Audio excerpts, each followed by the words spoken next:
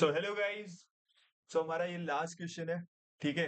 Contest इस time out one के जो लास्ट क्वेश्चन था, जो कि काफी इजी क्वेश्चन है, लेकिन थोड़ा अच्छा क्वेश्चन भी बोलूंगा मैं इसको, क्योंकि थोड़ा सा ना इसमें कॉन्सेप्ट्स क्लियर होंगे तुम्हारे मैथ्स के भी और रिकर्जन के भी। ठीक है, रिकर्जन के तो क्या ही होंगे, मतलब होंगे, राइट। कि अगर तुमने रिकर्जन पहली बार पढ़ा है तो ये क्वेश्चन तुम डेफिनेटली अटेम्प्ट कर सकते हो, और ये क्वेश्चन तुम डेफिनेटली सॉल्व कर सकते हो if you have understood what is recursion. तो ये क्वेश्चन करने वाले हैं, और इसी के साथ आज हमारा टाइम आउट वन के सारे क्वेश्चंस हम डिस्कस कर लेंगे। एंड ऑल्सो जो हमारा नेक्स्ट कॉन्टेस्ट होगा वो भी हम इसी मंथ डालेंगे एंड इसी मंथ कंडक्ट करवाएंगे। तो उसको जरूर अटेंड करना, क्योंकि उसमें भी अलग टाइप के डिफरेंट कॉन्सेप्ट्स के क्वेश्चंस होंगे। सो डेफिनेटली वो चेकआउट करना। वो उसकी डेट्स और उसके फाइनल जो एप्लीकेशन लिंक है वो सारे तुम्हें शेयर कर देंगे। बट अभी के लिए इस कॉन्टेस्ट पे ध्यान देते हैं, इस कॉन्टेस्ट के लास्ट क्वेश्चन पे ध्यान देते हैं, which is recursive digit sum. And let's understand what this question is saying. इसमें लिखा है कि we define super digit of an integer x using the following rules. Given an integer, we need to find the super digit of the integer. If x has only one digit, then its super digit is x. Otherwise, the super digit of x is equal to the super digit of the sum of the digits of x. तो ये कुछ कहानी लिखी है, कहानी को समझते हैं कि कहानी कहना क्या चाह रहा है। तो हमारे पास क्या क्वेश्चन है, लेट्स से हमारे पास ओके, यह एक नंबर दे रखा है 9875। ठीक है। फॉर एग्जाम्पल 9875 हमें गिवन है n की वैल्यू। ये कह रहा है कि we define super digit of an integer x using the following rules. Given an integer we need to find the super digit of the integer. ठीक है। तो सुपर डिजिट या क्या कह रहा है, इसको ध्यान से देखना। सुपर डिजिट कह रहा है कि if x has only one digit then its super digit is x। क्या मतलब है कि अगर आपके पास कुछ भी कैलकुलेशन के बाद कोई ऐसा एक डिजिट नंबर आ गया, कोई भी वन डिजिट नंबर आ गया आफ्टर सम कैलकुलेशंस, वो तुम्हारा होगा सुपर डिजिट। ठीक है। ऑल्सो ये नीचे टैब्स पे ध्यान मत देना, थोड़े वीडियो बनाने से पहले I was just like time pass कर रहा था और कुछ नहीं। ठीक है, तो इससे डिस्ट्रैक्ट मत हो जाना कि प्राइम खोल रखा है, ये सब खोल रखा है, इट्स नथिंग। ओके, सो हम क्वेश्चन पे फोकस करते हैं। ओके, तो हमें बोला है कि एक डिजिट नंबर जब आएगा तो वो सुपर डिजिट होगा, राइट। अब कैसे वो वन डिजिट नंबर आएगा और ये क्या स्टेप्स कहने को कह रहा है उसको समझते हैं। तो जैसे हमारे पास क्वेश्चन क्या था, हमारे पास क्वेश्चन था 975, जैसे फॉर एग्जांपल ये नंबर है। ठीक है, अब इसने बोला है के इक्वल टू 4, के इक्वल टू 4। तो एक बार ना वापस क्वेश्चन पे चलते हैं कि क्वेश्चन आगे क्या बोल रहा है। क्वेश्चन आगे क्या बोल रहा है, ये वाली लाइन पढ़ो। The number p is created by concatenating the string nk times so that the initial p is this। ठीक है। तो आपको क्या दिया है ना, आपको एक k इंटीजर दे रखा है। ठीक है, k इंटीजर दे रखा है और आपको बोला है कि आपको इस n को k टाइम्स कॉन्केटिनेट करना है। That means if k is equal to 4, so you have to make the final string, जो फाइनल स्ट्रिंग तुम्हें बनानी है। ओके, जो फाइनल स्ट्रिंग तुम्हें बनानी है वो उसकी कॉन्केटिनेशन के बाद बनानी है। मतलब जैसे 9875 है तो उसको पहले 4 टाइम्स तुम्हें मल्टीप्लाई करना है। That the question is saying, मतलब ये एक बेसिक सा स्टेप है। वो डायरेक्ट भी दे सकते थे कि डायरेक्ट तुम्हें 4 से मल्टीप्लाई करके तुम्हें एक गिवन स्ट्रिंग दे रहे हैं। ये हमसे करवा रहे हैं जस्ट टू लाइक पता नहीं क्या चेक कर रहे हैं, बट हमें स्टार्टिंग में बोल रहे हैं कि आप ही मल्टीप्लाई करो 4 टाइम्स। कर देते हैं। तो 9875 ये एक स्ट्रिंग है। Okay, this is not a number, ये एक स्ट्रिंग है। इसको अगर मल्टीप्लाई बाय 4 करोगे तो तुम्हें पता है कि कोई भी स्ट्रिंग को तुम किसी भी नंबर से मल्टीप्लाई करते हो वो उतनी बार कॉन्केटिनेट हो जाती है, राइट। तो ये क्या होगा, 9875 वन टाइम आ जाएगा, 9875 second time, 9875 third time and 9875 four time. ठीक है। तो ये तुम्हारी फाइनल स्ट्रिंग बनेगी और तुम्हें अब जो कैलकुलेशन करनी है वो इस पर्टिकुलर स्ट्रिंग के लिए करनी है। ठीक है। तो अब तुम्हें जो भी कैलकुलेशन या जो भी क्वेश्चन में पूछा है ना, वो स्ट्रिंग ये वाली है, फाइनल स्ट्रिंग ये है। ये वाली स्ट्रिंग थी, इन्होंने जो गिवन थी और के गिवन था, तुम्हें एक पी स्ट्रिंग बनानी थी जो इसे कॉन्केटिनेशन 4 टाइम्स या फिर के टाइम्स तुम्हें वो स्ट्रिंग को मल्टीप्लाई करके बनानी थी। अब तुमने फाइनल स्ट्रिंग बना ली, अब इसके बाद तुम्हें कैलकुलेशन करनी है। अब क्वेश्चन क्या पूछ रहा है, क्वेश्चन को ध्यान से समझना। यू हैव टू कैलकुलेट, मैं बताता हूं, you have to calculate the sum of each digit. इसका पूरे का सम निकालो, मतलब 9 + 8 + 7 + 5। ठीक है, +9 + 8 + 7 + 5 लास्ट तक। तो अगर हम क्या देखें, तो ये हमारे पास क्या है, मतलब ये सम है। अब हमें पता है 4 टाइम्स आ रहा है तो इसको मल्टीप्लाई बाय 4 ही कर देंगे, तो हमारे पास पूरा आ जाएगा ना मैथमेटिकली। बार बार क्यों प्लस लिखे, राइट। तो ये कितना होगा, 9 17 24 29, 29 × 4 कितना होता है बताओ। 116, right, if I am not wrong, या 116 हुआ, और ये 29 ही होता है, 9 8 17 17 7 24 24 प्लस 5 29, कूल, ठीक है, तो 116 हुआ। अब क्या कह रहे हैं कि 116 आ गया, अब वापस इसको सम करो, अब इसको वापस कर लेते हैं, 1 प्लस 1 प्लस 6 कितना हुआ, ये 8 हुआ। अब ये क्या कह रहा है, अब देखो क्वेश्चन में क्या बोला था इसने, क्वेश्चन में क्या बोला था, the super digit x is equal to the super digit of the sum of the digit x, ठीक है, तो सम कर रहे हैं ना, उसमें जो एक डिजिट आएगा वो सुपर डिजिट होगा, और ये इसने बोला है कि जो सुपर डिजिट है वो सिर्फ एक डिजिट होना चाहिए, दैट मीन्स कि after summing all the values of the particular string, getting a new string, फिर इसका भी सम करा, फिर गेटिंग अ न्यू, और जो ये फाइनल आएगा अगर वो 1 है, मतलब 1 लेंथ का है, तो आप इसको रिटर्न कर दो, ये आपका सुपर डिजिट हुआ, तो हमारा आंसर क्या होगा, हमारा आंसर 8 होगा, गेट इट, हमारा ये आंसर होगा।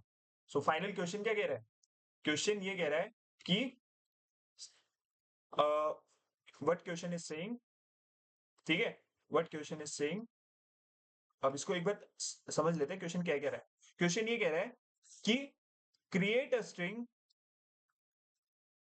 Create a string p by doing n multiply by k where n is given string in question, मतलब जो हमें क्वेश्चन में स्ट्रिंग गिवन है n के फॉर्म में वो है, और k क्या है, k is the factor of multiplication, factor of multiplication,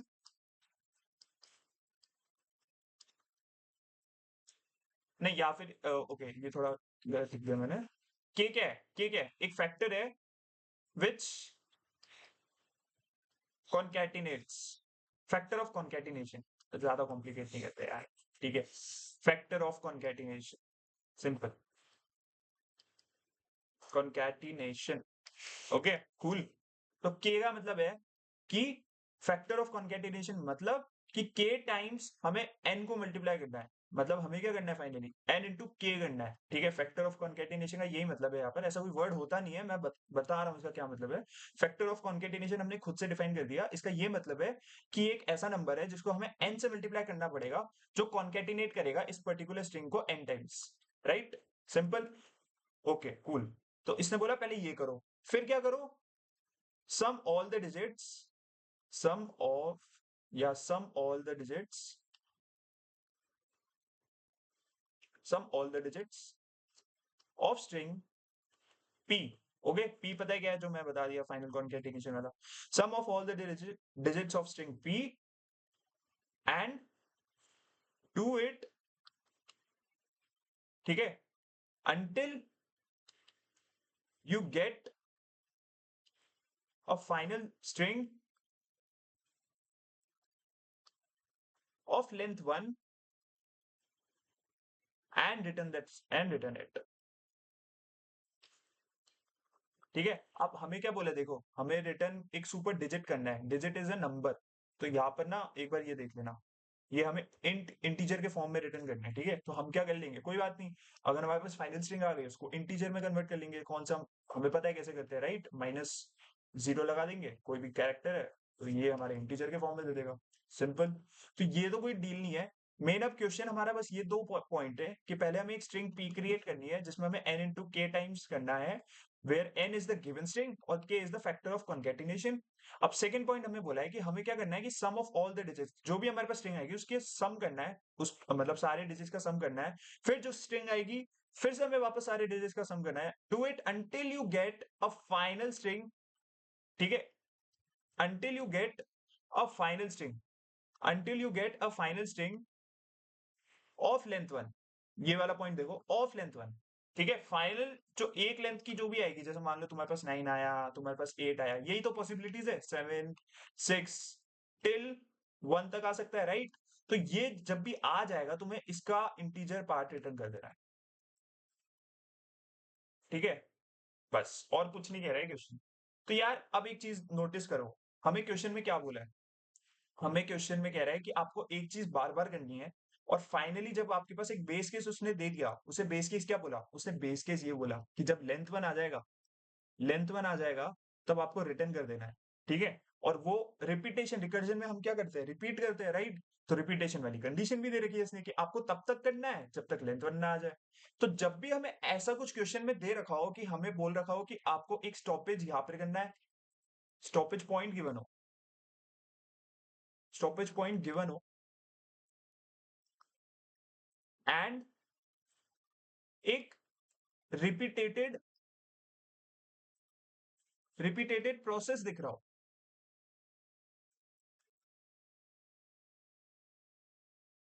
ठीक है, वी विल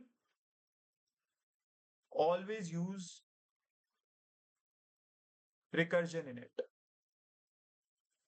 ये बात हमेशा ध्यान रखना कि जब भी आपको एक स्टॉपेज पॉइंट गिवन हो, क्वेश्चन में पढ़ते ही आपको लगे कि हाँ, आपको पता है, चल रहा है कि हाँ, इस पॉइंट पे आके मुझे रुक जाना है, या इस पॉइंट पे आके मेरे को आंसर रिटर्न कर देना है, या मुझे कुछ रिटर्न कर देना है, और आपको दिख रहा हो कि एक रिपीटेड प्रोसेस रिपीट हो रहा है, मतलब हमें कुछ रिपीट करना है जब तक हम उस स्टॉपेज पॉइंट तक ना पहुंच जाए। अगर क्वेश्चन में दिख रहा है तो आपको हमेशा रिकर्जन यूज करना है। ऐसी बात नहीं है कि क्वेश्चन में हर बार गिवन होगा, यहाँ पर काफी क्लियरली गिवन था कि आपको कब स्टॉप करना है और आपको कब क्या क्या रिपीट करना है, क्लियरली गिवन था। कभी कभी क्वेश्चन में नहीं गिवन होता, स्टिल आपको फिगर आउट करना होता है कि हाँ, मैं यहाँ पर स्टॉप कर सकता हूँ और मैं ये चीज कंटिन्यूसली रिकर्जन को बोल सकता हूँ कि वो मेरा ये काम कर दे, मैं सिंपल अपना एक केस बना दूंगा जो सेटिस्फाई हो जाएगा, रेस्ट केसेस मेरा रिकर्जन हैंडल कर ले, तभी तो रिकर्जन यूज करते हैं हम, ठीक है। तो आई होप रिकर्जन के आपको बेसिक्स पता होंगे कि रिकर्जन हम कब यूज करते हैं। तो ये रिकर्जन का एक एप्लीकेशन है, जब भी आप रिकर्जन पढ़ोगे ना, आप रिकर्जन पढ़ो, उसके बारे में समझो, फिर ये वीडियो देखना, क्योंकि वो समझने के बाद अगर ये वीडियो देखोगे आपको रिकर्जन पक्का क्लियर हो जाएगा, गारंटी, ठीक है। अब इसको करते हैं, इसको सॉल्व करते हैं, ठीक है। अब इसका सॉल्यूशन देखते हैं कैसे होगा। Okay, finally finally the solution part. हमने क्वेश्चन समझ लिया, हमने अप्रोच समझ ली, हमने देख लिया कि हमें क्या क्या पूछा है, हमें क्या क्या करना है। अब हम सॉल्यूशन देखते हैं फाइनली क्या करना है इसको सॉल्व करने के लिए, ठीक है, जिस काम के लिए वीडियो बनी है। ठीक है। अब ये देखो एक चीज, अब हम एग्जांपल लेते हैं, टेस्ट केस कोई लेते हैं, कोई अच्छा सा टेस्ट केस लेते हैं, 9875 तो ले लिया हमने, ठीक है। हम कोई लेते हैं दूसरा टेस्ट केस, हम लेते हैं 148, लेट्स सपोज। ओके, कूल, हमने n लिया 148। अब ये 148 भी एक स्ट्रिंग है, ओके, ये देखो, यहाँ पर इनपुट देखो, ये एक स्ट्रिंग है और स्ट्रिंग, ठीक है, तो कंफ्यूज मत होना, ये स्ट्रिंग दे रखी है, राइट। तो ये हमारी स्ट्रिंग है, ठीक है, और की हमें कितना गिवन है, इसमें 3 गिवन है, 4 गिवन है, 3 गिवन है, ठीक है। अब पहले p बना लेते हैं, तो स्टेप 1 करते हैं, स्टेप 1, ठीक है, p बनाओ, p क्या होगा, p के लिए हम क्या करेंगे, p बनाने के लिए हम सिंपली क्या करेंगे कि यार हमें क्या करना है, p बनाने के लिए मतलब 148 को 3 बार लिखना है, सो n इंटू k कर देते हैं, n इंटू के हमारा सिंपल 148, 148, 148, ये तो दे देगा। लेकिन हमें क्या करना है, बेसिकली हमें बेसिकली तो इन सबका सम करना है ना। तो अब अगर हम पहले n इंटू के करें, फिर लूप लगा के इनका सम करें, तो इससे बेटर क्या करते हैं, इससे बेटर एक चीज करते हैं ना, क्योंकि अल्टीमेटली हमें सम चाहिए, राइट। हमें क्या करना है, इन तीनों का सम करना है, जो आएगा वापस उसका सम करना है, जो आएगा वापस उन डिजिट्स का सम करना है, जब तक एक डिजिट नहीं मिल जाता। ये हमारा, ये हमें करना है बेसिकली, क्वेश्चन में हमें यही करना है। तो हम क्या करते हैं कि हम सिंपली n इंटू के पहले ना करके, या हम ये भी कर सकते हैं, सिंपल कर लो, like what you can do is n into के पहले ही कर लो, तो तुम्हारे पास 148, 148, 148 आ जाएगा ऑटोमेटिकली।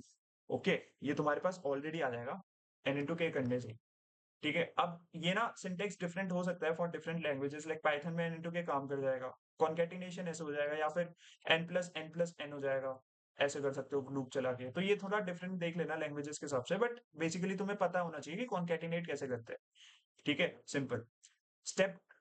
ये स्टेप 1 हो गया। अब कॉन्केटिनेशन में एक तो ये तरीका हो गया, और दूसरा तरीका मैं क्या कह रहा था, तुम्हें कॉन्केटिनेशन करने के बाद सम निकालना है, ध्यान रखना। तो सम क्या करोगे इसके बाद, तो सम को एक बार 0 से इनिशियलाइज कर दो, तुम्हारे पास फाइनल स्ट्रिंग ये है, ठीक है। तो फॉर लूप लगाओ, i equal to 0, i less than n, i plus plus. अब मैं n बता देता हूँ क्या है, n है इस स्ट्रिंग का साइज, इस स्ट्रिंग का साइज है, ठीक है, n ये है। क्योंकि हमें अब हर डिजिट का सम निकालना है, तो हमें हर डिजिट एक नंबर के फॉर्म में चाहिए ना, 8 का एक नंबर, +4 +1 +8। तो अब सम को क्या लिखूंगा मैं, sum equal to sum plus, ये क्या है, कैरेक्टर है ना, मान लो ये एस टी है, दिस इज एस टी, ठीक है, ये एस टी है, मैं यहाँ पर किसी और कलर से लिखता हूँ ताकि तुम्हें अलग से दिखे। ये एक एस टी है, ठीक है। तो इसको मैं लिखता हूँ S T of I minus 0। ये चीज समझ आई? ये क्या लिखा मैंने? ओके, मैं एक बार बता देता हूँ क्या मतलब है इसका। S T of I minus 0 का क्या मतलब है? अब ये तुम देखो, एक चीज नोटिस करो, हमने क्या करा, ये चीज क्या कर रही है, कन्वर्टिंग। मैं बहुत बेसिक से बता रहा हूँ, ठीक है। लाइक किसी ने अगर नहीं भी पढ़ा ना पहले से, मतलब किसी को नहीं पता कि ऐसे करते हैं, स्ट्रिंग को इंटीजर में कन्वर्ट करना है, इंटीजर को स्ट्रिंग में कन्वर्ट करना, तो तुम्हें सब बता रहा हूँ मैं यहाँ पर। तो converting and sorry, converting a character to integer, ये काम कर रहा है ये वाला पार्ट। अब वो कैसे कर रहा है उसको भी समझ लो। तो मैं एस्काई वैल्यूज पता है ना, एस्काई वैल्यूज क्या होती है कि हर एक अल्फाबेट, लेटर और सिंबल, ठीक, हर एक alphabet, sorry, number and symbol and और कुछ सिंबल्स, मतलब सिंबल्स में सब आ गया, ठीक है, सिंबल्स में सब ले रहा है। तो इनको ना एक आइडेंटिटी दी जाती है, आइडेंटिटी दी जाती है जो एक नंबर से रिप्रेजेंट करते हैं।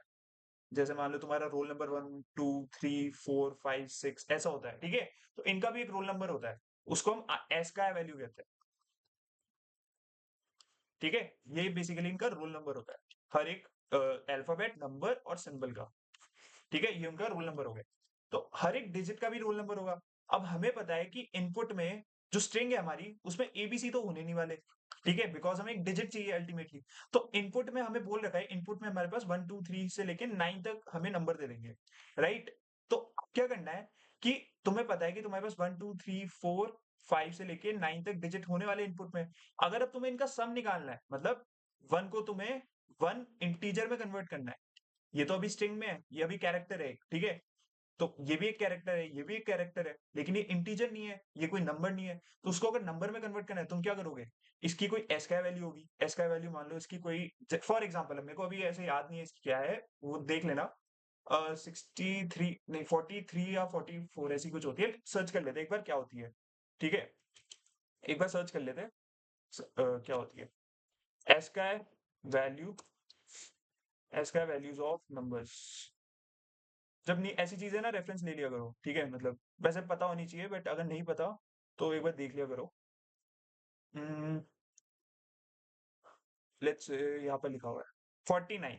ये देखो, डिजिट 1 से 49 से स्टार्ट होती है टिल 57, ठीक है। तो 40 की रेंज में, हाँ मेरे को उसी रेंज में याद आ रहा था। तो 1 की एस वैल्यू 49 होती है, 2 की 50 होती है, ऐसे करते करते 9 की 57 होती है, राइट। 57 है ना, 57 होती है। अब हमें यहाँ तक ही इसका रूल नंबर 49 हुआ, ठीक है। अब हम क्या कर रहे थे, हम देखो ऊपर क्या कर रहे थे, सो एक सेकंड।